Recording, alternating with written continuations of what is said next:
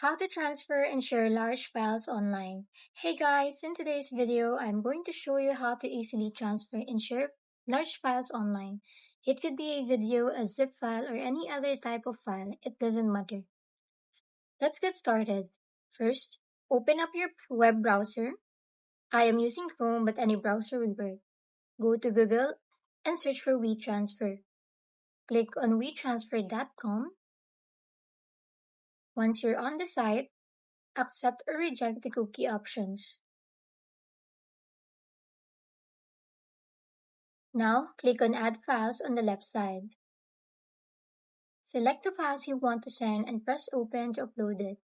Next, you have two options. You can either send it directly to an email by entering the recipient's email address, or click on the three dots next to the email option and choose Get a Link. If you choose the link option, you can copy the link once it's ready and paste into any message or email you want. After you upload your file, just verify your email if needed, and once it's finished, you'll get the download link. And that's it. Your large file is ready to be shared easily. If this video helped you, don't forget to like and subscribe for more helpful tutorials.